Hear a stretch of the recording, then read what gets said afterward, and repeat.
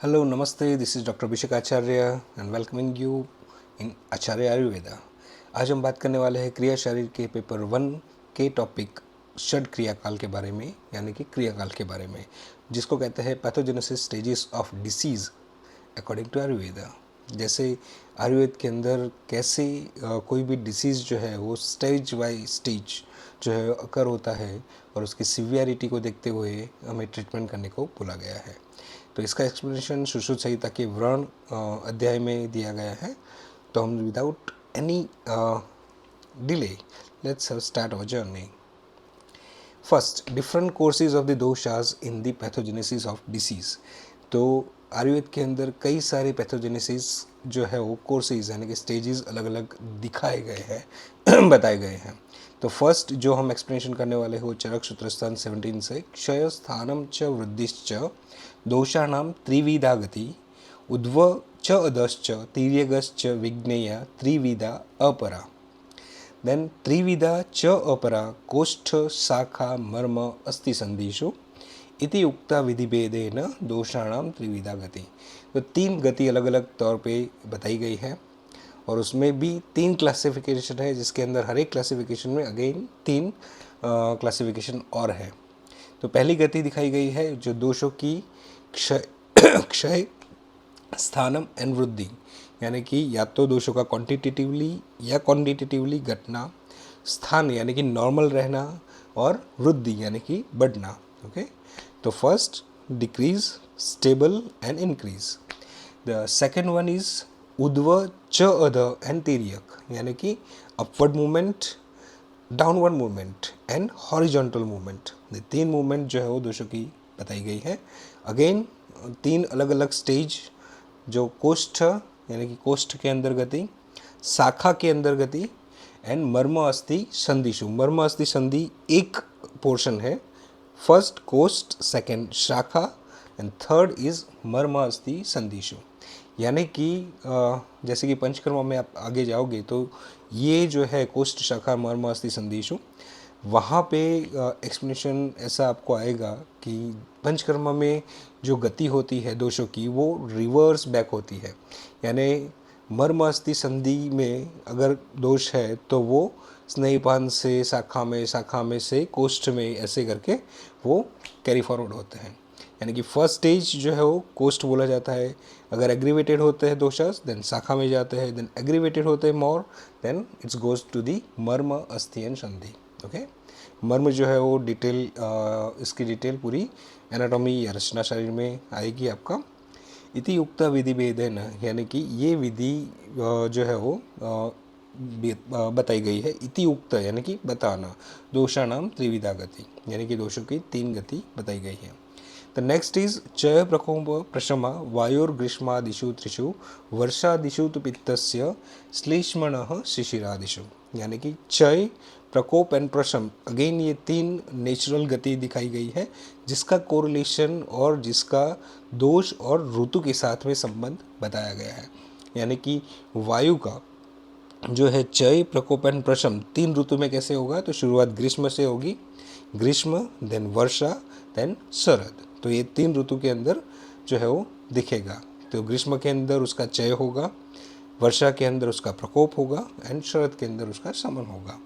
तो वैसे ही पित्त में वर्षादिषु तु पित्तस्य, वर्षा आदि, यानी कि फर्स्ट वन इज वर्षा, सेकेंड इज शरद एंड थर्ड इज हेमंत and the next one is श्लेष्मण। शिशिरादिषु तु श्लेष्मणः शिशिरादिषु, यानी कि जो श्लेष्म यानी कि कफ दोष है वो शिशिर ऋतु में चय होगा, देन प्रकोप जो है वसंत ऋतु में एंड ग्रीष्म ऋतु में उसका शमन होगा। तो ये 3 जो है उसके आधार पे भी अगेन पंचकर्म में काफ़ी सारी मदद मिलती है। तो नेचुरली और हेल्दी रहने के लिए हमें ज़्यादातर जो पंचकर्म प्रिस्क्राइब किया जाता है, तो इस श्लोक के आधार पर अगर आप करोगे तो वो ज़्यादा आसानी होगी पेशेंट के लिए भी और आप के लिए भी उसका रिजल्ट जो है वो अच्छा मिलेगा। जैसे कि बस्तीकरण वगैरह करना है for the health reason, okay, तो आप उसे वर्षा के अंदर एडवाइस कर सकते हो। और जैसे कि अगर आपको विरेचन करवाना है तो आप शरद ऋतु में एडवाइस कर सकते हो, और अगर आपको वमन करवाना है तो वो वसंत ऋतु के अंदर एडवाइस कर सकते हो। ओके, अगेन ये हेल्दी पीपल के लिए है। अगर डिसीज्ड पीपल है ऑलरेडी, कोई भी डिसीज़ वाला पर्सन है या कफो उत्क्लेश ऑलरेडी हो चुका है, तो पंचकर्मों का एक ही सेंटेंस है कि अगर प्रकोप हुआ है तो उसे बाहर निकलना चाहिए। ओके, तो ये जो पूरा श्लोका लिखा गया है वो फॉर द हेल्दी पीपल, जिसको हम पंचकर्म करवा सकते हैं। और naturally for giving dos and don'ts और द ऋतुचर्या आपको ये श्लोका काफ़ी हेल्प करता है। जैसे फॉर एग्जांपल वसंत ऋतु के अंदर बहुत ज़्यादा ठंडा नहीं खाना चाहिए, बहुत ज़्यादा कफ प्रकोप करे, दूध वाली चीज़ें बहुत नहीं खानी चाहिए, एट्सेट्रा एट्सेट्रा, डिटेल में नहीं जाएंगे, मगर ये बातें आपको ध्यान रखनी है। The next is actual षड kriya काल है, सुश्रुत सूत्रस्थान 21/36। संचयम च प्रकोपम च प्रसरम स्थान संश्रयम व्यक्ति भेदम चयो वेत्ति दोषाणाम स भवेद विषग। तो 6 स्टेजेस, षड यानी 6, क्रिया यानी प्रोसेस, एंड काल मीन्स टाइम, तो ये उसका प्रोसेस का टाइम है। संचयम च प्रकोपम च यानी कि संचय फर्स्ट, सेकेंड प्रकोप, थर्ड प्रसर, देन फोर्थ स्थान संशय, व्यक्ति फिफ्थ, एंड सिक्स्थ इज भेद। ओके, तो ये जो है वो उसके नाम है, और ये हर एक नाम के आधार पे कई सारे सिम्टम्स आपको देखने को मिलेंगे जो हम आगे बात करेंगे।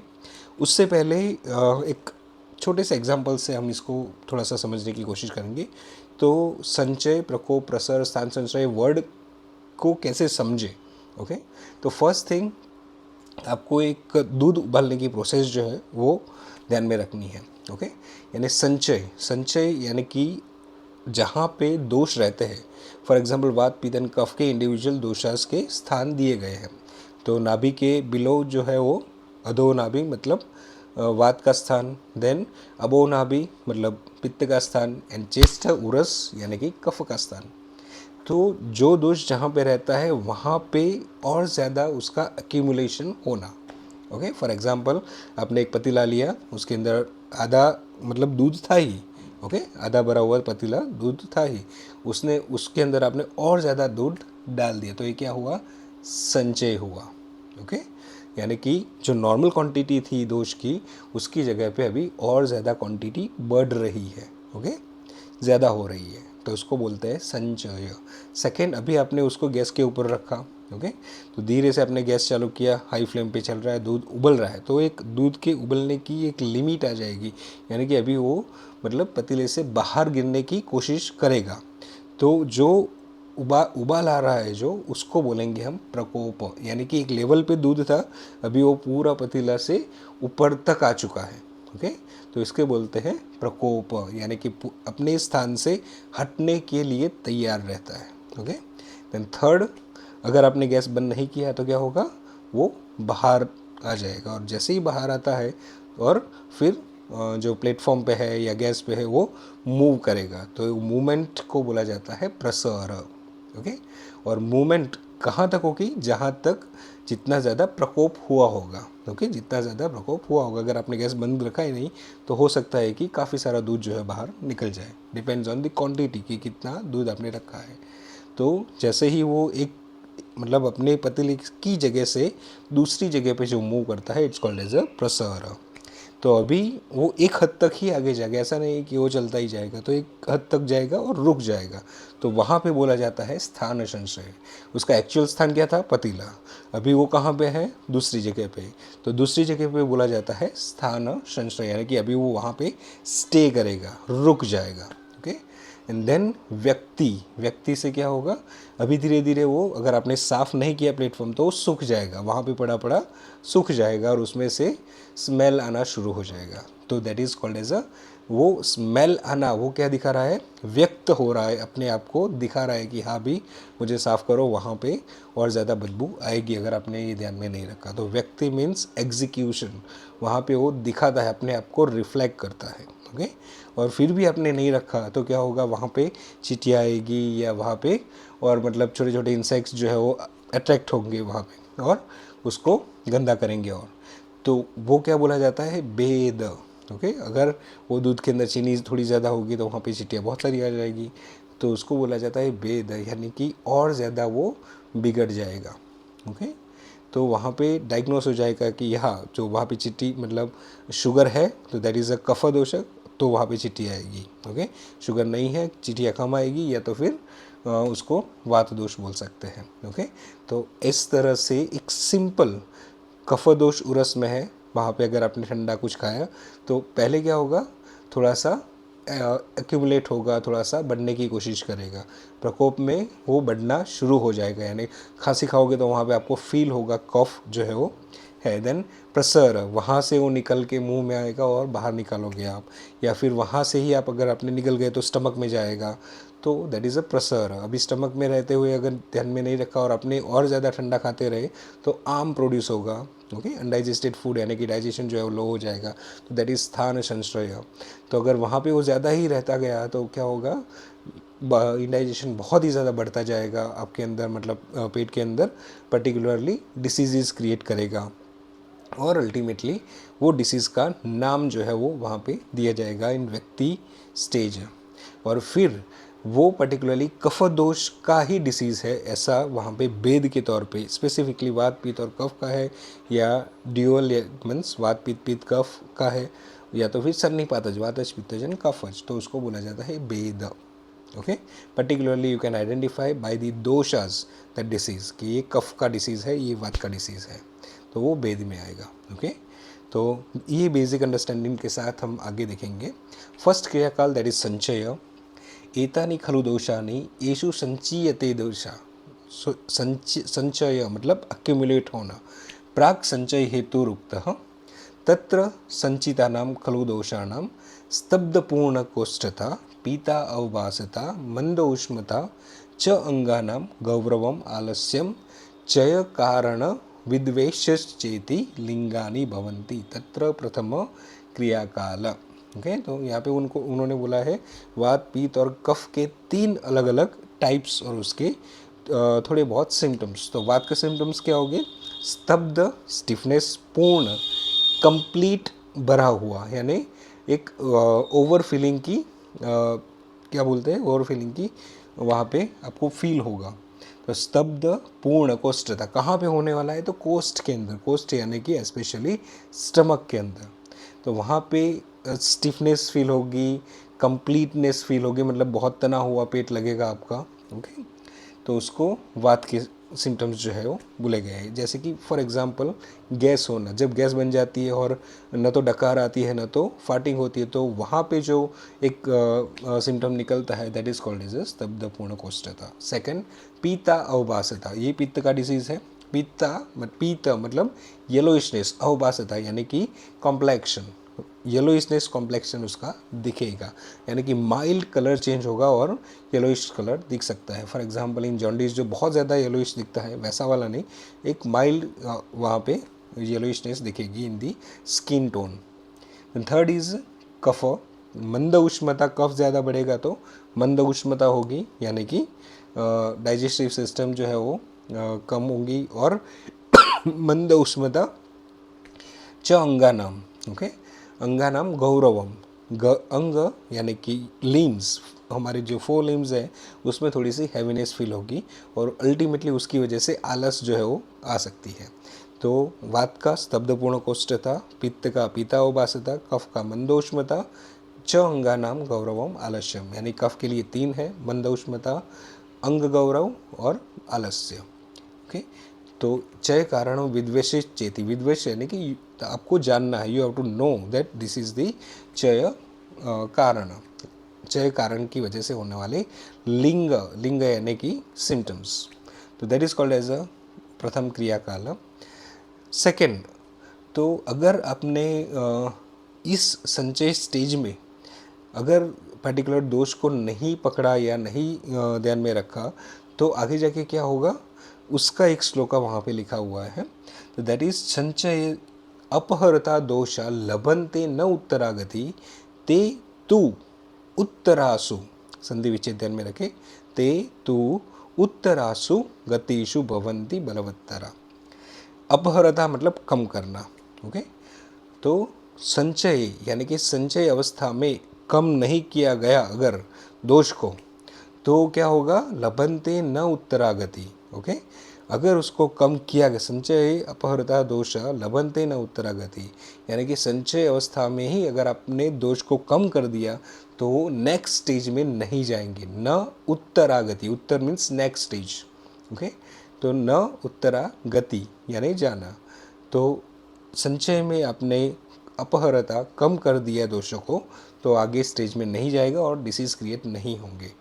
मगर आपने अगर ध्यान में रखा और ध्यान में नहीं रखा कि वो संचय हो चुका है, अभी मुझे ध्यान में रखना चाहिए, प्रकोप ना हो उसके लिए काम करना चाहिए, तो ये सब आपने ध्यान में नहीं रखा और पेशेंट में भी आपने गाइड नहीं किया उसको, तो क्या होगा, ते तो उत्तरासु गतिषु, अगर वो नेक्स्ट स्टेज में चले गए तो भवंती बलवत्तरा, तो दोषास क्या होंगे, बलवत्तरा यानी बलवान होते जाएंगे, स्ट्रांग होते जाएंगे, फर्म होते जाएंगे, यानी कि नेक्स्ट जो है वो डिसीज़ करने के लिए वो तैयार रहेंगे, ओके। ते तो उत्तरासु गतिषु यानी नेक्स्ट स्टेज में चले गए तो, ओके। द नेक्स्ट इज चयो वृद्धि स्वधाम्नेव प्रद्वेष वृद्धि हेतुषु विपरीत गुण इच्छा च।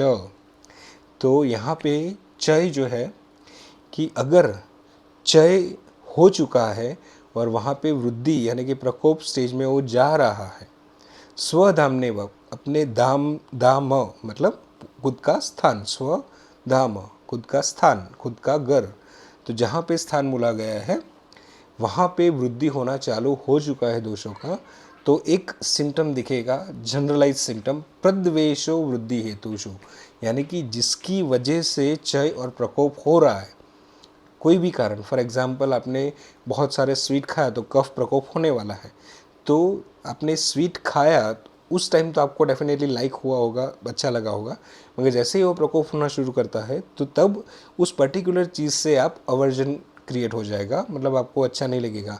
फॉर एग्जांपल आपने 5, 7, 10, 15 गुलाब जामुन कुछ खा ली और कफ वृद्धि हो चुकी है, ओके, नॉट नेसेसरी, डिपेंड कितनी क्वांटिटी होती है, मगर एक लिमिट आती है तब जो कफ वृद्धि होना शुरू हो जाता है, तब आपको पर्टिकुलरली उस चीज़ यानी कि गुलाब जामुन से आप अवर्जन क्रिएट करोगे, नहीं नहीं मुझे नहीं खाना है, ऐसा शुरू हो जाएगा, ओके, मेंटली। और आपका जो टेस्ट है, टेस्ट बड्स, वो टोटली उस पर्टिकुलर टेस्ट को लेकर शटर्ड हो जाएंगे या बंद हो जाएंगे, जिसकी वजह से आपको टेस्ट भी उसका महसूस नहीं होगा, ओके। ये टेम्पररी होता है, जैसे कि फॉर एग्जांपल अगर आपने दोपहर में इतना खाया है, शाम को आपने टोटली स्किप कर दिया मील, दूसरे दिन भी हल्का खाना खा रहे हो, तो बॉडी उसको फिर से क्या करेगी, नॉर्मल स्टेज में लाने की कोशिश करेगी, और वन टाइम ऑफ दिस कि वो हो चुका है नॉर्मल, तो अगेन आपको खाना पसंद होगा, ओके। तो ये टेम्पररी सिम्टम वहाँ पे दिखेगा। तो चय वृद्धि स्वधाम्ने व प्रद्वेषो वृद्धि हेतुषु, वृद्धि हेतुषु, हेतु मतलब कारण, जिसकी वजह से वृद्धि हुई है पर्टिकुलर दोष की, उसका प्रद्वेष है, उसको अवर्जन क्रिएट हो जाएगा, और अल्टीमेटली क्या होगा, जो आपने खाया है वो आपको नहीं पसंद आएगा, मगर उसके विपरीत, यानी कि अगर आपने बहुत ठंडा कुछ खाया आइसक्रीम वगैरह और कफ वृद्धि हुई है, तो आपको क्या होगा, उसकी विपरीत गुण इच्छा होगी, फिर उसके बाद में आपको थोड़ा सा गर्म खाने की इच्छा होगी, चलो गर्म चाय पी लेते हैं या गर्म और कुछ चीज़ें खा लेते हैं, तो ठंडी के सामने गर्म चीज़ें खाने की इच्छा होना, that is called as a विपरीत गुण इच्छा, ओके। मैं पिछली स्लाइड में फिर से जाऊंगा। तो ये जो क्रियाकाल यहाँ पे जो एक्सप्लेन किए गए हैं स्पेशली, वो व्रण को लेकर है, ओके, ये ध्यान में रखिए, क्योंकि सुश्रुत में व्रण अध्याय के अंदर ये एक्सप्लेन किया गया है। तो व्रण के स्टेज, व्रण यानी कि वुंड, वुंड जो है वो उसके स्टेज में ये सारी चीज़ें आपको दिखेगी, मगर यही चीज़ें जो है वो नॉर्मली डिसीज़ के अंदर भी दिखती है, तो आपको ये ध्यान में रखना है, क्योंकि बार बार अगर आपको गैस होता है तो समझ लेना चाहिए कि ये संचय की अवस्था हो चुकी है, या तो फिर संचय से ज़्यादातर नेक्स्ट स्टेज में भी काफ़ी चला गया है दोष जो है वो, तो ये ध्यान में रखें, ओके। तो व्रण से कोरिलेट करके फिर दूसरे डिसीज से कोरिलेट करना है। तो सेकंड इज सेकंड क्रियाकाल प्रकोप। अभी कोप हो चुका है, कोपस्तु उन्मार्गगामिता, उन्मार्ग मतलब नट ऊपर, हाँ, ध्यान में रखिए, उन्मार्ग मतलब ऊपर आना नहीं, मतलब वहाँ से अभी नेक्स्ट जगह पे जाने की तैयारी, यानी कि पैकिंग वैकिंग कर लिया है और आप घूमने जा रहे हो, आपका घर जहाँ पे है, अभी आपका प्रकोप हुआ है कि नहीं भी मुझे घूमने जाना है, अभी एक ही जगह पे रह के बोर हो चुके हैं, हिल स्टेशन पे चलते हैं, ओके। तो अभी आप पैक कर रहे हो और पैक करके निकलने की तैयारी कर रहे हो, दैट इज़ अ प्रकोप, ओके। तो दैट इज़ एक जगह से दूसरी जगह पे जाने की तैयारी, दैट इज़ उन्मार्गगामिता। लिंगानाम दर्शनम यानी कि सिम्टम्स दिखेंगे, स्व एषम स्वास्थ्यम रोग संभवम, स्वस्थानस्य समता विकार संभवम। ओके, स्व एषम स्वास्थ्यम रोग संभवम, स्वस्थानस्य समता विकार संभवम। तो कोपस्तु उन्मार्गगामिता लिंगानाम दर्शनम दिखेंगे, स्व एषाम स्वास्थ्यम, तो वो आपका स्वास्थ्य है और वहाँ पे रोग का संभव है। ओके, और स्वस्थानस्य समता, अगर उसको उसी जगह पे, ओके, उसी जगह पे समता, समन होना यानी कि बंद कर दिया, इक्विलिब्रियम स्टेट में ला दिया दोषों को, तो क्या होगा, विकार असंभवम, यानी कि वहाँ पे रोग नहीं होगा और वहाँ पे शमः यानी कि नॉर्मल स्टेज आ जाएगा। ओके, तो ये दो चीज़ें हैं। अगर दोष कोप हो गए और उन्मार्ग गामन हो गया, उनका दूसरी जगह पे जाने की तैयारी हो गई और आपने ध्यान में नहीं रखा, तो क्या होगा, रोग हो जाएगा, रोग यानी कि डिसीज़। और अगर आपने ध्यान में रखते हुए उसको ट्रीट करने या उसको बैलेंस में लाने की कोशिश करी और आपने उसके लिए डूज एंड डोंट्स शुरू कर दिए, तो डेफिनेटली वहाँ पे विकार असंभव, यानी there is no possibilities to have a disease. Okay, ये अष्टांग हृदय सूत्रस्थान में है। तेषाम प्रकोपात कोष्ठतोद संचरण, ये वात का है, कॉमा करिए, अम्लिका पिपासा परिदाह, कॉमा पित्त का, देन अन्न द्वेष हृदयोत्क्लेदश्च जायन्ते, दैट इज कफ। यहाँ पे कोष्ठतोद संचरण, तो ये एक जो है वो सिम्टम है। कोष्ठ यानी कि अगेन एब्डोमिनल कैविटी और स्टमक, तोद यानी कि पेन होना, और संचरण यानी वायु वहाँ पे मूव करेगा। ओके, रीगर्गिटेशन और गुड़गुड़ जैसे आवाज़ पेट के अंदर आता है वो है, तो उसके साथ में एसोसिएशन ऑफ दी पेन वो रहने वाला है। ओके, तो ध्यान में रखें, कोष्ठ तोद संचरण, तोद यानी पेन, संचरण यानी मूवमेंट ऑफ द वायु। देन अम्लिका यानी कि खट्टी डकार आना। ओके, खट्टी डकार आना या बेल्चिंग होना, तो उसको बोलते हैं अम्लिका। देन पिपासा, मुंह सूख जाना और तरस लगना यानी कि थर्स्ट लगना, प्यास लगना। देन परिदाह, परि यानी कि एक्सटर्नल अपनी स्किन वगैरह, परि यानी कि एक्सटर्नल जगह। ओके, दाह यानी कि बर्निंग, यानी कि हाथ पैर पे जलन होना, स्किन के ऊपर जलन होना, तो उसे बोलते हैं परिदाह। ओके, तो अम्लिका, पिपासा, परिदाह। अम्लिका मतलब खट्टी डकार, सॉल बेल्चिंग, पिपासा थर्स्ट, परिदाह मतलब बर्निंग सेंसेशन, अभी इतना ही याद रखें। ओके, अन्न द्वेष यानी कि खाने की इच्छा नहीं होना, ये कफ का है। हृदय उत्क्लेद यानी कि नॉशिएटिक फीलिंग आना, नॉशिएटिक फीलिंग यानी कि उल्टी जैसा होना, उल्टी हो नहीं रही है मगर उल्टी आएगी ऐसा आपको फीलिंग होना, हृदय उत्क्लेद। ओके, हृदय उत्क्लेद, यहाँ पे हृदय वर्ड है, मतलब यहाँ पे हार्ट से कोई रिलेटेड नहीं है, मगर जी मचलना एक बोला जाता है, जी यानी हम उसको ज़्यादातर हृदय के साथ कोरिलेट करने हैं, तो जी मचलना या नॉशिएटिक फीलिंग करना या हृदय उत्क्लेद करना। ओके, अन्न द्वेष, aversion of the particular food, मतलब खाना अच्छा नहीं लगना। तो ये है द्वितीय क्रियाकाल, सेकंड क्रियाकाल, दैट इज प्रकोप। तो दोषों को प्रकोप होने के बाद वात पित्त कफ के ये सिम्टम्स दिखने वाले हैं। ओके, तो नेक्स्ट इज थर्ड क्रियाकाल, अभी वो मूव हो चुका है, अपनी जगह छोड़ दिया उसने और अभी वो ट्रैवल कर रहा है।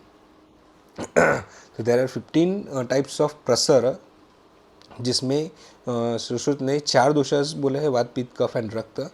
तो इंडिविजुअल देन द्वंद्वज, चारों के साथ में और सन्निपातज मिला के टोटल 15 टाइप्स ऑफ प्रसर बताए गए हैं। तो नंबर याद रखें, 15 टाइप्स।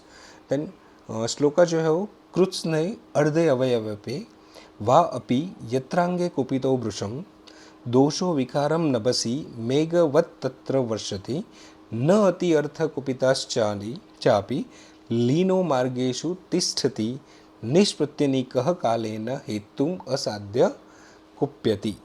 ओके, तो यहाँ पे उन्होंने जो बताने की कोशिश करी है श्लोक के अंदर, वो एक मेटाफर, एक उदाहरण के तौर पे करने की कोशिश करी है। तो कृत्स्ने अर्ध अवयवे वापि यत्रांगे कुपितो वृषम, यानी कि आधे शरीर में या फिर जहाँ पे भी वो गया होगा, दोष जो है वो अपनी जगह पे छोड़ के कहीं पे भी मूव कर रहा होगा, तो जहाँ पे वो स्टे करेगा वहाँ पे वो कुपित होना शुरू हो जाएगा। ओके, तो ये एक जस्ट उन्होंने बोला है कि ऐसा होता है। तो उसका एग्जाम्पल दिया है हमारे बादल के साथ में, यानी कि जब भी बारिश का मौसम होता है आप देख रहे होंगे कि काले बादल आते तो है मगर हर जगह पे वो बारिश नहीं करते हैं, ओके। वो कंटिन्यूसली मूव होते रहते। एक जगह पे आता है जहाँ पे लो प्रेशर जो है वो एयर का मिलता है, वहाँ पे बारिश होना शुरू हो जाती है, ओके। तो वैसे ही नभसि यानी बादल, मेघवत तत्र वर्षति यानी कि जो मेघवत यानी कि बारिश जो है वो वहाँ पे हो जाती है, ओके।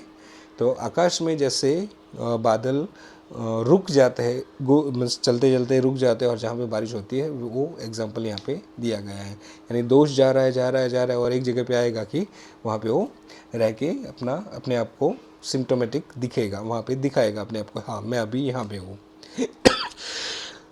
न अति अत्र कुपितश्च अपि लीनो मार्गेशु तिष्ठति। ये बहुत ही अच्छा बताया यह उन्होंने कि कई बार ऐसा होता है कि बादल जो है वो, मतलब एग्जांपल के साथ आपको बता रहा हूँ, यहाँ पे लिखा नहीं है कि बादल जो है वो उतने स्ट्रांग नहीं होते कि वहाँ पे बारिश हो, ओके, और वहाँ पे रुक भी जाते हैं। तो क्या होता है, लीन यानी कि रुक जाना, मगर वहाँ पे कोई सिम्टम्स नहीं दिखाएंगे वो दोष। न अति अर्थम कुपितश्च यानी कि बहुत ज़्यादा कुपित नहीं हुए, ओके। तो क्या हुआ, यानी कि आपने दूध उबल रहा है ना, उबल गया और बाहर निकल रहा है, वहाँ पे तुरंत ही आपने गैस बंद कर दिया तो वो थोड़ा ही दूध वहाँ पे निकलेगा, बाहर जाएगा पतीले से। तो वैसे ही दोष जो है बहुत ज़्यादा अगर कुपित नहीं हुए तो वो बाहर तो चले जाते हैं, मगर अपने स्थान से वो निकल तो जाते हैं, मगर आगे जाते जाते थक जाते हैं और उतनी उनकी स्ट्रेंथ नहीं होती कि वो आगे मूव करते रहें, ओके। तो वहाँ पे जो सो जाते हैं, एक जगह पे मिलते हैं थकान की वजह से, ऐसा हमें इमेज करना है। तो वो जो जहाँ पे रहते हैं, जहाँ पे वो स्टे करते हैं रैंडम जगह पे अपने स्थान के अलावा, उसको बोलते हैं लीन मार्ग, यानी कि रास्ते में वो सो जाते हैं, ओके। मगर इन केस काले न हेतु, कुछ समय के बाद अपने ऐसे हेतु यानी कि कॉजेटिव फैक्टर्स जो दोष को प्रकोप करे, यानी कफ है तो उसको ठंडी चीज़ें या हैवी चीज़ें जो है वो प्रकोप करेगी। अगर आपने ऐसी चीज़ें ले ली बार बार तो लीन दोष, जो सोया हुआ दोष है, वो क्या करेगा, जग जाएगा और वहाँ पे सिम्टम्स क्रिएट करेगा डिसीज़ के। तो इसीलिए बाय रूट ट्रीट करना वो क्या होता है, तो लीन दोष जो होते हैं, जो मार्ग में वहाँ पे रुके हुए होते हैं या सो जाते हैं, उनको वहाँ से निकालना, that is a root, from the root we have a treat, मतलब ट्रीटमेंट वहाँ पे होती है, वो आपको बोला जाता है आयुर्वेद के अंदर, ओके। तो इसीलिए हमें सिर्फ सिम्टोमेटिक ट्रीटमेंट नहीं करनी है, सिम्टम भले ही ना दिखे मगर दोष वहाँ पे अगर आपको फील हो रहा है कि वहाँ पे होंगे ही, तो you have to treat further, okay.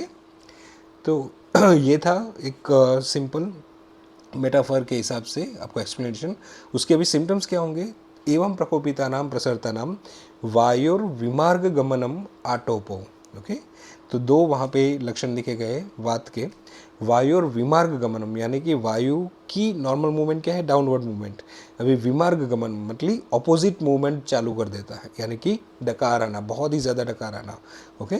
Continuous डकार आना, लंबे समय तक डकार जो है वो उद्गार कंटिन्यूस चालू रहता है। देन गमन हो चुका, विमार्ग गमन, वहाँ पे कॉमा आटोप यानी कि again regurgitation in the abdomen, heavy regurgitation, बहुत ही ज़्यादा पेट के अंदर गुड़ गुड़ होना, ओके। देन पित्त के जो है ओश चोष परिदाह धूमायनानि पित्तस्य, ओके। ओश यानी कि गर्म फील होना शरीर के अंदर, जैसे बुखार आता है तो हमें इंटरनली भी गर्म फील होता है। चौष मतलब एकदम जैसे कि आम चूसा हुआ होता है, तो चूसा हुआ होने यानी कि वहाँ पे जो फ्लेक्सिबिलिटी है स्पेशली मसल्स में या पैरों में जब पेन होता है तो ऐसा बोला जाता है कि पैर चूस रहे हैं, ओके। तो वहाँ पे चूसना मतलब क्या होगा कि सकिंग, एक one type of symptom you can से, स्पेशली काफ मसल के अंदर जब पेन होता है तो ऐसा बोला जाता है, जो थोड़ा सा दबाने से, ऐसे प्रेस करने से, उसको मसाज देने से क्या होगा, रिलीफ फील होता है, तो वो बोलते हैं चोष। देन परिदाह again burning sensation on the particularly skin. Then धूमायनानी यानी कि feeling of fumigation, okay, feeling of fumigation, यानी कान से धुआं होता है, ऐसे ही धुआं निकलना, ऐसे एक आपने मेटाफर सुना होगा। तो एक्चुअली जो एक्सटर्नल ओरिफाइसेस है हमारे, मुंह है, आइज़ है, या कान है, नाक है, या एनल रीजन है, या पेनाइल रीजन है, तो वहाँ पे आपको धुआं आनी, यानी कि फ्यूमिगेशन जैसा फील होना। ओके, तो दिस इज़ अ पित्त दोष है। कफ दोष की वजह से क्या है, अरोचक। अरोचक यानी कि खाने की इच्छा ही नहीं होना। ओके, और आपका मुंह कड़वा जैसा रहना, स्पेशली जब फीवर में होता है, तो दैट इज़ अ अरोचक। अविपाक यानी कि इनडाइजेशन, प्रॉपर डाइजेशन नहीं हो रहा है। अंगसाद यानी कि limbs, pain of limbs. Then छर्दी, यहाँ पे एक्चुअल वॉमिटिंग हो रही हो। लास्ट जो क्रियाकाल था सेकेंड, उसमें नॉशेटिक फीलिंग थी, यहाँ पे छर्दी यानी कि वॉमिटिंग होना। च इति श्लेष्मणो लिंगानि भवन्ति, तत्र तृतीय क्रियाकाल। ओके, तो this is the third one. Next is स्थान संशय। तो स्थान संशय माने यहाँ पे सुश्रुत में बहुत ही ज़्यादा डीप एक्सप्लेनेशन दिया गया है कि हर एक ऑर्गन में अगर दोष रिसाइड करते हैं तो कौन कौन से डिसीजेज जो है वो क्रिएट होंगे। ओके, तो ये श्लोक सर्च करने की ज़रूरत नहीं है आपको, सिर्फ ये रेफरेंस के लिए दिया गया है आपको। और इसके साथ में एक मैं आपको इसका ट्रांसलेशन के साथ ये दिखा देता हूँ।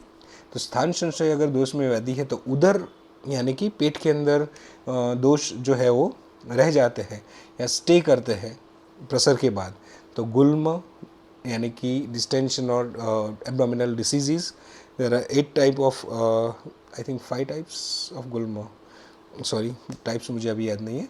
तो गुल्म, देन सेकेंड विद्रदी, एप्सेस, उदरा अग्नि संग, डिस्पेप्सिया, आनाह एब्डोमिनल एनलार्जमेंट और द डिस्टेंशन, विसूचिका यानी कि नीडलिंग पेन, देन अतिसार यानी कि डायरिया। विसूचिका वो स्पेशली इनल रीजन के अंदर नीडलिंग पेन जैसा होना वो बोला जाता है। देन बस्ती, यहाँ पे बस्ती लिखा है मगर दैट इज़ अ बस्ती, बस्ती यानी कि ब्लैडर। तो प्रमेह डायबिटीज़, अश्मरी किडनी और यूरिटरिक स्टोन, मूत्राघात ऑब्स्ट्रक्शन ऑफ यूरिन, मूत्रदोष यानी कि यूटीआई और यूरिन डिसीज। ओके, मेड्र यानी कि पेनाइल रीजन, निरुद्ध प्रकाश यानी कि फाइमोसिस, उपदंश, soft chancre. Okay, chancre, it is not chancre, chancre. Then शुक्रदोष, देन गुद, तो उसमें बगंदर यानी कि फिस्टुला नैनो एंड अर्श पाइल्स, वृषण यानी कि स्कॉटम, वृद्धि यानी कि स्क्रॉटल एनलार्जमेंट जैसे बोलते हैं, ऊर्ध्व जत्रुगत रोग यानी जत्रु यानी कि क्लेविकल, और ऊर्ध्व जत्रुगत यानी कि अपना अबोध क्लेविकल जितने भी हमारे ऑर्गन से उसके डिसीज़, नाक के, कान के, आँख, मुँह, ये सारी चीज़ों के डिसीज़। देन मेदोगत, ओके, मेद धातु के अंदर, तो ग्रंथि, सिस्ट, अपची, स्क्रोफुला, अर्बुद, ट्यूमर, गलगंड यानी गोइटर एंड एलर्जी। ओके, तो ये सारे वन टाइप ऑफ सीस्ट और एक उभार जैसे या कैंसरस जो है वो it's relate with the cancer and all. Okay, मेदोगत। देन अस्थिगत, विद्रधि, एप्सेस एंड अनुशयी, मतलब विद्र के अकॉर्डिंग उसके जैसे diseases, specially abscess of the bone. Then पदगत यानी कि पैरों में, दोनों पैरों में स्लीपद यानी फाइलेरियासिस और एलिफेंटाइटिस। ओके, पैर एकदम मोटे से हो जाना। वातशोणी यानी कि गाउट एंड वातकंटक यानी कि pain, pricking pain in the heel. सर्वांगगत, पूरे शरीर के अंदर डिसीज़ जो है वो फैल जाते हैं, यानी कि दोष जो है वो स्टे हो जाते हैं। तो ज्वर, फीवर, सर्वांग रोग, सर्वांग वात व्याधि यानी कि पैरालिटिक अटैक, एंड प्रमेह, डायबिटीज़, पांडु यानी एनीमिया, रोग, रोगशो आदयो हो। ओके, तो ये सारे जो है वो डिसीज़ वहाँ पे बताए गए हैं। तो ये फॉर इंफॉर्मेशन है, इसमें से जितने भी आपको एग्जाम्पल याद रहते हैं exam point of view it's good, तो आपको ये थोड़े बहुत लिखने हैं। देन स्थान संशय के अंदर आगे लिखा है स्थान संशय दोष दुष्य संश्रयम, यानी कि अभी स्थान संशय मतलब क्या होगा कि प्रसर अवस्था में तो अभी वो अपने पाथ पे था, यानी कि रास्ते में था, अभी एक जगह पे मिला है, यानी कि किसी को तो मिला होगा कि कोई दूसरा जो होगा वो वहाँ पे मिला होगा। जैसे कि आप घूमने जा रहे हो तो अपने घर से होकर बाहर निकले तो आपने ट्रैवल करा, दैट इज़ प्रसर, और वहाँ पे जाके आपने किसी होटल में या कहीं पे भी आपने स्टे किया, तो दैट इज़ अ स्थान संशय। ओके, स्थान संशयीन क्रुद्ध भावी व्याधि प्रबोधकम दोषाः कुर्वन्ति यत् लिंगम पूर्वरूपम तदुच्यते। ओके, इससे पहले अगेन दोष दुष्य संस्कृत है, मतलब दोष मतलब तीन दोष, एंड दुष्य यानी कि सप्त धातु एंड तीन मल। ओके, तो दोष निकल के या तो धातु के पास जाएंगे या मल के पास जाएंगे, और अगेन ये दोनों मिल के फिर डिसीज जो है वो क्रिएट करेंगे। ओके, तो स्थान संशयनम, स्थान संशय किए हुए दोष, क्रुद्धाः जो प्रकोप होते हैं वहाँ पे भी अगेन जाके वहाँ पे प्रकोप होंगे। और भावी व्याधि प्रबोधकम, वो क्या है, अभी जो व्याधि क्रिएट करने वाला है वो सिम्टम्स ऐसे दिखाएंगे जिसको बोला जाता है दोष कुर्वती यत् लिंगन, जो दोष अपने सिम्टम्स को एग्जीक्यूट करता है उसे पूर्व रूप बोला जाता है। ओके, ये निदान के अंदर आपको, रोग निदान के अंदर सेकेंड ईयर में आएगा। पंच जो है वो पंचक बोला जाता है, व्याधि पंचक या समथिंग, तो पूर्व रूप एट्सेट्रा। तो इसमें पूर्व रूप यानी कि प्रोड्रोमल सिम्टम, जो डिसीज़ होने से पहले के सिम्टम, यानी कि फॉर एग्जांपल आपको बुखार आने वाला है या फीवर होने वाला है, तो शुरुआत कैसे होगी, तुरंत आपको ऐसे टेम्परेचर राइज हो गया ऐसा नहीं होगा। ओके, तो क्या होगा, आपको हाथ पैर में थोड़ा सा दर्द होगा, अनइजीनेस लगेगा, कंसंट्रेशन नहीं होगा, मुंह थोड़ा सा कड़वा हो जाएगा, नींद आ रही होगी, ओके, इरिटेशन हो रहा होगा। तो ये सारे सिम्टम्स क्या बोले जाते हैं, पूर्व रूप। ओके, एंड अल्टीमेटली जब आपको टेम्परेचर हाई हो जाता है then you can say it is a fever. Okay, तो ये है स्थान संशय, अंडरलाइन आपको ध्यान में रखना है पूर्व रूप को, कि कौन से षटक्रिया काल के अंदर पूर्व रूप देखे जाते हैं। तो यू हैव टू से स्थान संशय। द नेक्स्ट इज कुपितानाम ही दोषानाम शरीरे परिधावतम यत् संग ख वैगुण्यात व्याधिस्तत्र उपचायते, यानी कि व्याधि और डिसीज कहाँ पे होगी वो आपको बताया गया है। तो कुपितानाम ही दोषानाम, प्रकोपित हुए दोष, ओके, शरीरे परिधावतम यानी कि शरीर के अंदर घूमते रहते हैं, परिधावत यानी कि घूमना। ओके, परिधावन मतलब to move in whole body. कुपितानाम ही दोषानाम, कुपित हुए दोष शरीर के अंदर घूमेंगे, यत्र संग, और जहाँ पे उसको रोका गया, ओके, वो घूम रहा है कंटिन्यूअसली बॉडी के अंदर। ओके, तो जहाँ पे उसको रोका गया वहाँ पे ख वैगुण्याद, यानी कि ख मीन्स श्रोतस को बिगाड़ेंगे, यानी कि जो पाथ पे वो घूम रहे थे उस पाथ के अंदर, यानी कि श्रोतस के अंदर या चैनल के अंदर वो अपना जो है बिगड़ा हुआ स्वरूप वो दिखाएंगे और वहाँ पे सिम्टम क्रिएट करेंगे, और ऐसे जाके व्याधि जो है वो उत्पन्न होती है। तत्र उपजायते, वहाँ पे व्याधि उत्पन्न होती है, अराइज। ओके, तो ये एक बेसिक एक्स्ट्रा जो है वो, मगर इस श्लोक आपको आना चाहिए, it's very necessary. The next is fifth क्रियाकाल। अतः उद्वम व्याधि दर्शनम वक्ष्याम सोफ अर्बुद ग्रंथि विद्रदि विसर्प प्रभृति दान प्रव्यक्त लक्षणता ज्वर अतिसार प्रभृतितानम च तत्र पंचमः क्रियाकाल व्याधि प्रव्यक्तम रूप व्यक्ति ही, अंडरलाइन पर्टिकुलर वर्ड रूप, वहाँ पे पूर्व रूप था, that is a prodromal symptoms, disease आने के पहले के सिम्टम, और रूप मतलब डिसीज हो चुका है और पर्टिकुलरली डिसीज के सिम्टम। ओके, तो शोफ यानी स्वेलिंग होना, अर्बुद यानी one type of cancerous cyst जैसा, देन ग्रंथि एक्चुअल अ स्मॉल सिस्ट, विद्रदि यानी एब्सेस, एंड विसर्प यानी कि हर्पिस जोस्टर। तो ऐसे जो है वो डिसीज़ पर्टिकुलरली आपको दिखेंगे। प्रव्यक्त लक्षणता, उसके साथ में ज्वर होगा या अतिसार जो है वो हो सकता है। ओके, तो ये स्पेशली जो है वो व्रण के लिए बोला गया है, यानी कि वुंड जो है वहाँ पे सूजन आएगी, या वहाँ पे एक बड़ा सा कैंसरस, अगर इन्फेक्शन बहुत ज़्यादा हो गया तो कैंसरस में टर्न हो सकता है, या ग्रंथि सिस्ट हो सकती है, एब्सेस हो सकता है, या हर्पिस हो सकता है, यानी कि वो वुंड बड़ा हो सकता है या फैल सकता है। और अगेन इन्फेक्शन जितना ज़्यादा बढ़ेगा वहाँ पे ज्वर या अतिसार जो है, यानी कि फीवर और डायरिया वो हो सकता है। ज्वर यानी फीवर, अतिसार यानी डायरिया। ओके, तो व्याधि प्रव्यक्त रूप व्यक्ति, ये तो अंडरलाइन करके आपको याद रखना ही है कि व्याधि के रूप यानी लक्षण जो है वो व्यक्ति अपने फिफ्थ क्रियाकाल के अंदर वो एग्जीक्यूट होते हैं। ओके, द नेक्स्ट इज भेद। Now you have to divide the disease according to the doshas. Okay, अतः उद्वम एतेषाम अवदीर्णानाम, संधि विच्छेद ध्यान में रखें, उद्वम एतेषाम अवदीर्णानाम व्रण भावम आपन्नानां षष्ठः क्रियाकाल ज्वर अतिसार प्रभृतीनां च दीर्घकालानुबन्ध च तत्र अप्रतिक्रियमाणे असाध्यताम् उपयान्ति. अंडरलाइन दैट असाध्यताम. ओके, अंडरलाइन पर्टिकुलर वर्ड कि भेद में आने के बाद इन जनरल अगर आपने प्रतिक्रिया नहीं करी यानी कि डिसीज़ ट्रीटमेंट चालू नहीं करी भेद अवस्था में आते हुए भी, तो वो डिसीज़ जो है वो असाध्य हो जाएगा. ओके, तो ये स्पेसिफिकली ध्यान में रखें आप लोग. अगर आपने अप्रतिक्रिया यानी कि उसका अपोज नहीं किया, डिसीज़ का अपोज नहीं किया, सिम्टम्स का अपोज नहीं किया और उसकी जो पैथोजेनेसिस स्टेजेस का अपोज नहीं किया, तो अल्टीमेटली डिसीज़ जो है असाध्य इनक्योरेबल हो सकता है. ओके, उसके ऊपर का जो ट्रांसलेशन है उद्वतम एतेषाम अवधीनानाम उद्व यानी कि अभी नेक्स्ट स्टेज में जाके यहाँ तक जब आ जाता है वहाँ पे तो व्रण भावम अपन्ना नाम. तो specially again I am saying this is talking about the vrana only, wound only. तो उसके साथ में ज्वर अतिसार बहुत लंबे समय तक अगर है और व्रण को बहुत ज़्यादा अवधीर्ण यानी कि फॉर एग्जांपल इन्फेक्शन बहुत ज़्यादा लग चुका है उसको, तो वो अल्टीमेटली क्या होगा, असाध्य हो सकता है यानी कि वो वुंड हील नहीं होगा. ऐसे कई सारे वुंड होते हैं जो हील नहीं होता.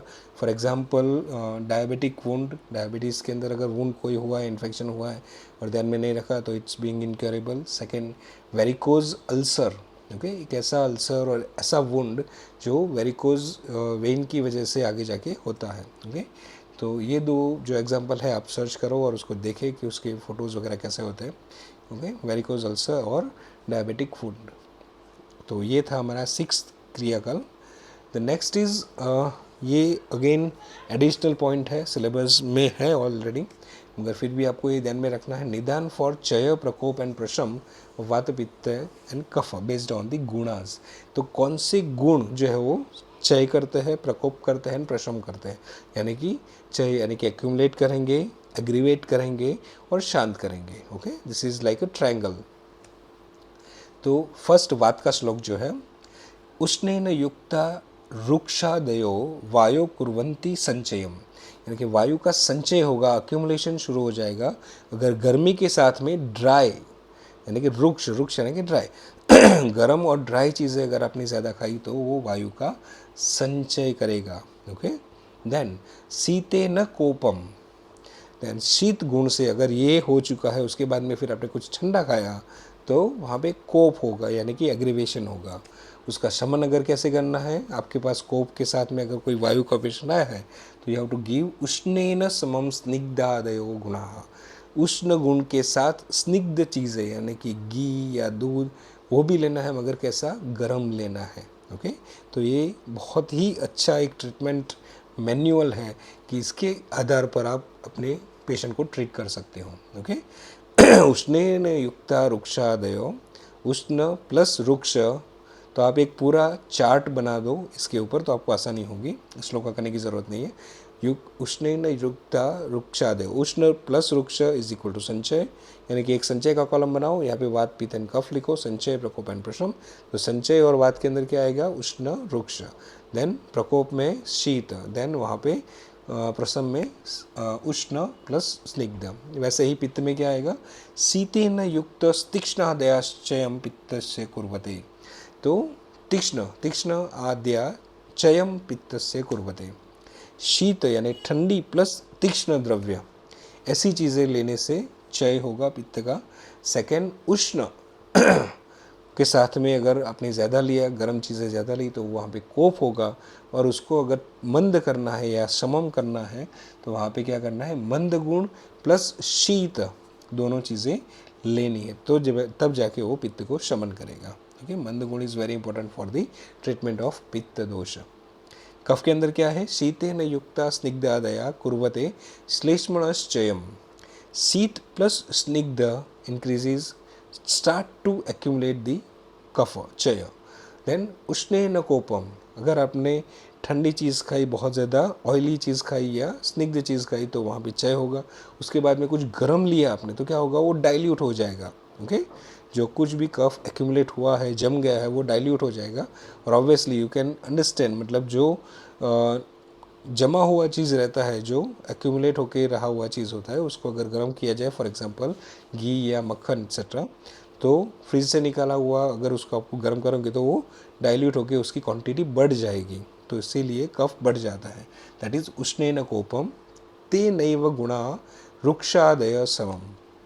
रुक्ष आदि गुण से क्या है, उसका कफ का शमन होगा। Okay, this is basic thing जो आपको अगर इन केस पूछा जाए what is the important of shad kriya kaal in clinical importance of any treatment related importance, तो ये आपको एक्सप्लेनेशन और एक आपको टेबल बना के रखना है। Okay, the next is vata manifestation disease by the doshas, digestion of food day time और नाइट टाइम, कहाँ पे कैसे वात पित्त और कफ का जो है वयो रात्रि भुक्ता नाम, वैसे यही सारी चीज़ें हैं।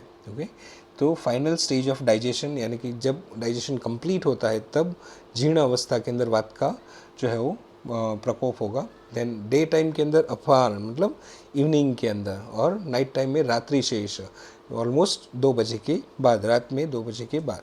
पित्त तो प्रजीर्ण यानी कि डाइजेशन चल रहा है तब उसका एग्रीवेशन होगा, मध्याह्न यानी दोपहर में उसका एग्रीवेशन होगा, और रात में भी मध्याह्न यानी कि ऑलमोस्ट 11 to 2 के आसपास उसका एग्रीवेशन होता है। देन कफ भुक्त मात्रे, जैसे ही आप खाना खाते हो तो शुरुआत में ही कफ का एग्रीवेशन होगा। पूर्वाह्न सुबह का टाइम, सुबह ऑलमोस्ट 6 से 10 का टाइम जो है वो कफ का एग्रीवेशन रहता है। और प्री मिडनाइट यानी कि शाम को 6-7 बजे या इवनिंग हो जाए, कम्प्लीटली सनसेट हो जाए, तो उसके बाद से लेकर ऑलमोस्ट 3-4 घंटे तक कफ का एग्रीवेशन रहता है। ओके, ये भी टेबल आपको वाइट कर लेना है। The importance of kriyakal, this is the last one. अप्राप्ते व क्रिया काले, जब भी आपको इम्पोर्टेंस पूछा जाए क्रियाकाल का, स्पेशली ये श्लोकाज संचय अफरता दोषा वो तो लिखना ही है कंपल्सरीली, चय प्रकोप प्रशमादिशु वो भी लिखना है, और ये अगर फर्स्ट वाला श्लोक कर सको तो वेल एंड गुड। अप्राप्ते व क्रिया काले प्राप्ते व न तो क्रिया कृता क्रिया क्रिया हीन अतिरिक्ता व साध्येषु अपि न सिद्ध्यति। ओके, अप्राप्ते व क्रिया काले प्राप्ते व न कृता क्रिया, क्रियाकाल में शुरू नहीं हुआ और उसके बाद में क्रियाकाल में अप्राप्त मतलब शुरू नहीं होना, और इनके शुरू हो चुका है फिर भी आपने कोई उसकी क्रिया नहीं की, यानी कि आपने ट्रीटमेंट शुरू नहीं की। ओके, वहाँ पे आपको डांट रहे, अगर आपने क्रियाकाल नहीं पढ़ा और क्रियाकाल देखते हुए भी अगर आपने ट्रीटमेंट चालू नहीं करी तो क्रियाहीना अतिरिक्त। ओके, वहाँ पे क्रियाहीन की वजह से और अतिरिक्त उसके बाद में व साध्येषु अपि न सिद्ध्यति, वहाँ पे साध्य डिसीज़ भी इजीली ट्रीट नहीं होगी, न सिद्ध्यति यानी ट्रीटमेंट आपकी सक्सेसफुल नहीं होगी। ओके, अप्राप्ति व क्रियाकाले, अप्राप्ति व क्रियाकाल यानी क्रियाकाल में न आने नहीं आया तो वेल एंड गुड, मगर वो क्रियाकाल में आना शुरू हो चुका है फिर भी आपने ट्रीटमेंट नहीं की, और या तो जो आपकी ट्रीटमेंट है वो क्या होगी उसके बाद में अगर शुरू की, एक बार प्रोसेस शुरू हो जाने के बाद, तो क्या होगा आपकी ट्रीटमेंट की इफ़ेक्ट होगी वो हीन हो जाएगी, या तो फिर साध्येषु अपि यानी कि साध्य डिसीज़ भी, इजीली ट्रीटेबल डिसीज़ भी, उसकी जो आउटकम होगा उसका जो ट्रीटमेंट के बाद मिलना चाहिए कि ये 1-2 दिन में मिट जाना चाहिए, मगर वो हफ्तों तक चलता है। ओके, तो वो किस वजह से होता है राइट टाइम पे ट्रीटमेंट नहीं मिलना। ओके, राइट टाइम पे ट्रीटमेंट नहीं मिलना, जिसकी वजह से क्रियाकाल का नॉलेज होना बहुत ही इंपॉर्टेंट है कि आप कौन से स्टेज के अंदर डिसीज़ को ट्रीट कर रहे हो। ओके, देन संचय अप्रता दोष लभंते न उत्तरा गति, ते तो उत्तरासु गतिषु भवंती बलवत्तरा। ऑलरेडी हमने बात करी कि संचय में अगर हमने दोष को नेक्स्ट स्टेज में नहीं जाने दिया तो वेल एंड गुड, अगर वो चला गया तो दोष बढ़ते ही जाएंगे, उसकी स्ट्रेंथनिंग होती जाएगी और अल्टीमेटली डिसीज़ को क्रिएट करेंगे। देन क्षय प्रकोप प्रशमा, तो ये क्षय किसको बोलते हैं, प्रकोप किसको बोलते हैं, अगर ये आपको पता हो और उसके साथ में उसके ऋतु का रिलेशन पता हो सीज़न का, तो आपको पता होगा कि कैसे पंचकर्मा करना है, कैसे डूज एंड डोंट्स देना है, कैसे ऋतुचर्या एक्सप्लेन करनी है, ये पेशेंट को आप कर सकते हो। ओके, तो this is the most important topic of the Ayurveda और Kriya Sharir paper 1। Thank you so much for the listening, and जल्दी से हम नेक्स्ट वीडियो में मिलेंगे। प्लीज़ सब्सक्राइब और शेयर करें अपने बच्चों के साथ में, अपने फ्रेंड्स के साथ में, स्पेशली आयुर्वेदा कॉलेजेस के अंदर। Thank you so much, have a nice day.